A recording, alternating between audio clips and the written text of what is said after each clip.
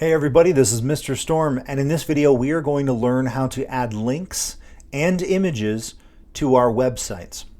So what is a link? Well, a link is essentially just an object, either a bunch of text or an image or really any other HTML element that when we click on it, it will take us to a different place on the internet, whether it's a different place in that same website or another website altogether. Right? So you click on it and you jump to another document. So here's how HTML links work. They work by using this thing called an anchor. It's indicated by an A. So this anchor tag, that defines a hyperlink. So here is the syntax for an anchor tag. It starts with an A. Then you add an HTML reference to it. The href, HTML reference, is basically where do we want to go once we click on this link, okay? So what goes inside the HTML reference is where do we want to go. Now this right here, notice that it's all inside of the open tag for the anchor element. This is an attribute to the anchor element. So this goes inside the open tag for the anchor element. Now, in between the open and close tags for the anchor element, we have the link text. This is basically what is the text that's going to be displayed on my screen before I click it, right? So you'll see an example of this in a second. And then we have the end tag. All right, let's take a look at what this looks like in effect.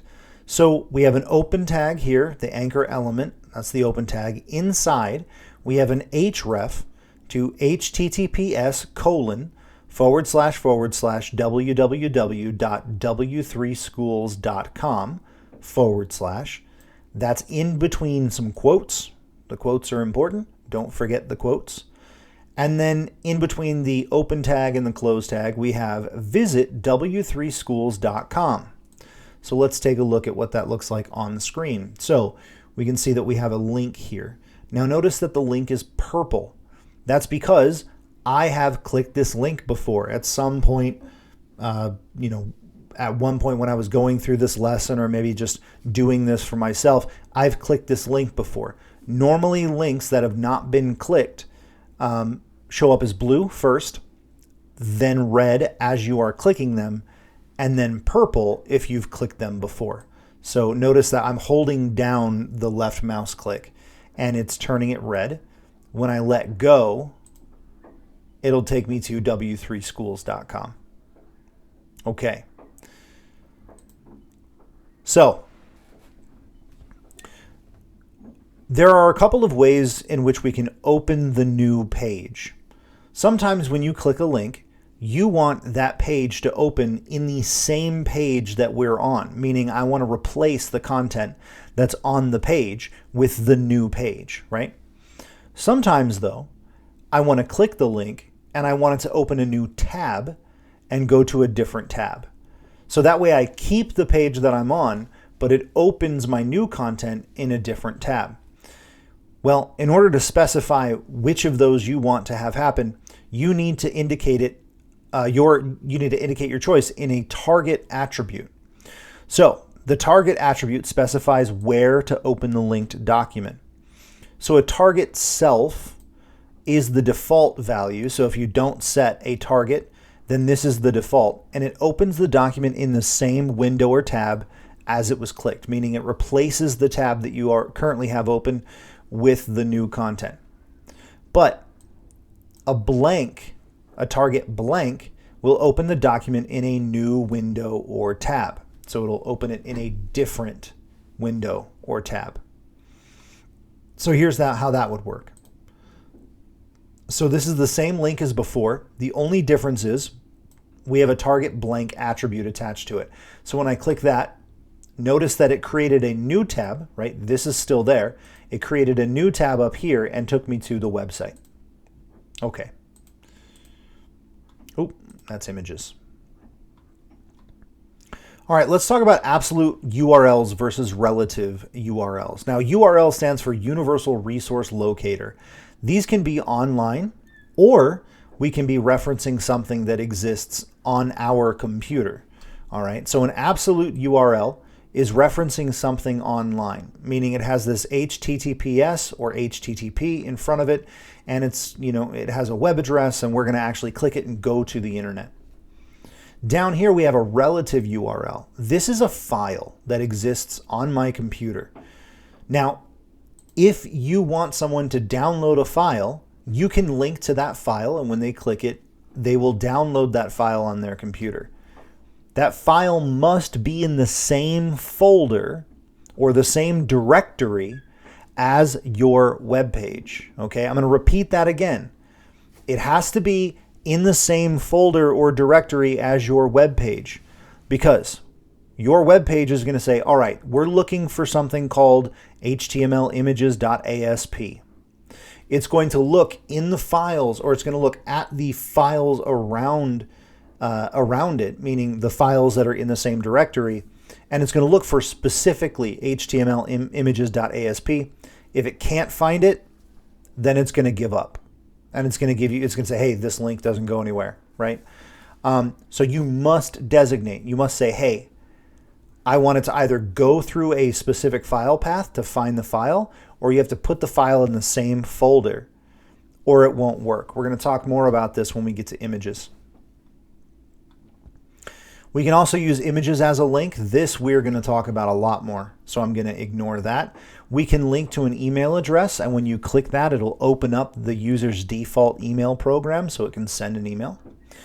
We can use buttons as a link. I'm not going to worry about that because that's JavaScript. Link titles, more on absolute URLs and relative URLs. Okay. Interesting. I don't know. Yeah, whatever. Okay, cool. So that's links. Links are pretty easy, right? You create the new element, or you create the new element starts off with an A for anchor, and then you have an argument that you need to give it. You can also add a target, an attribute that you need to give it. You can give it a target attribute as well if you want to indicate how it opens somewhere else. Let's talk about images, because this is really the backbone of the internet. I mean, hyperlinks are the backbone of the internet. They allow us to get from one place to another, but without images, it'd be a pretty boring place to visit. So images work a lot of the same way as hyperlinks do. Images are almost exactly the same, except for with a link, you start with an A. With images, you start with an IMG. Then the attribute you want to attach to an image is the SRC attribute. SRC. Some of you are going to type SCR, and you're going to have problems. Mr. Storm, I can't figure out why my picture's not showing up. SRC. Okay, that stands for source. And so we're really just saying, what is the image? Where is the image? What is the source of the image I'm looking for? Okay, and so in there you're going to type the file name of the image with the file extension as well. Okay, file name and file extension. There's a different way of doing this, which we're going to do together. I will show you when we get there. Then we have an alt attribute. The alt attribute is going to be text, and that text is going to describe what the image is roughly, right?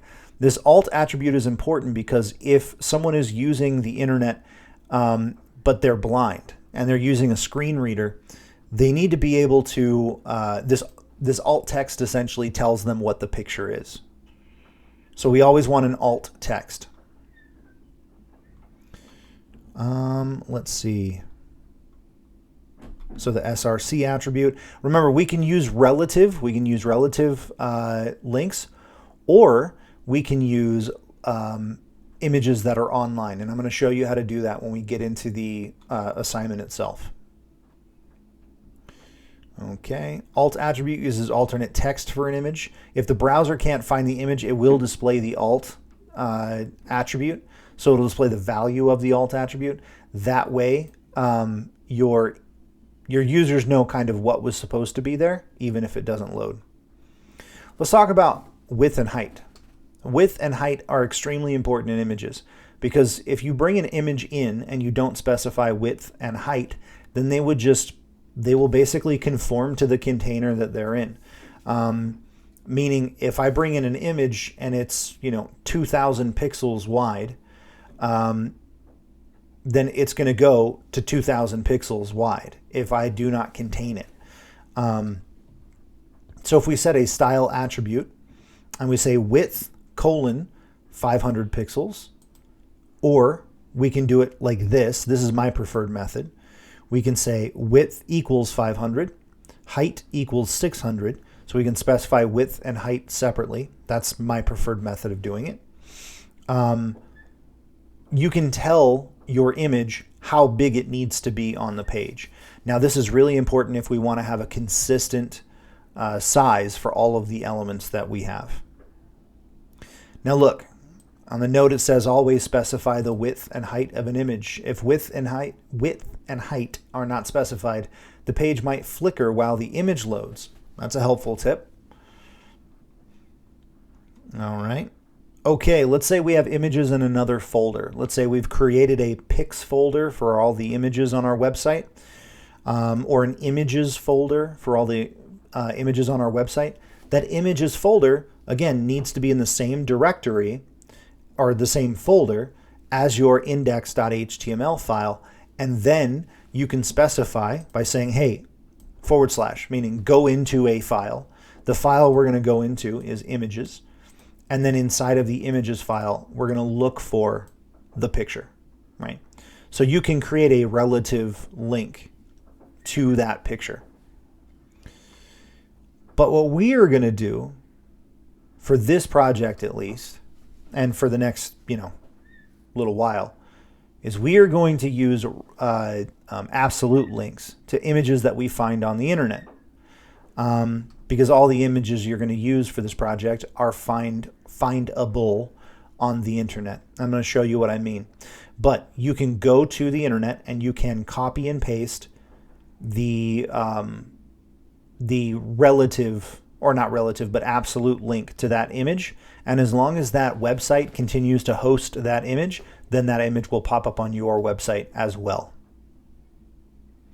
Now, external images might be under copyright. So if you're building a website for commercial purposes and you're using somebody else's image, you want to make sure that you get their permission to use it, so you're not in violation of copyright law. Because we're doing this for fun, and this is just kind of like a learning experience, we are going to use copywritten images, but that's okay because we're doing it for education purposes. Let's see. All this stuff is stuff we're going to talk about later, so we don't really need to get into it now. Oh, one more thing. Let's see. GIFs. GIFs. GIF. Graphics Interchange Format. GIF.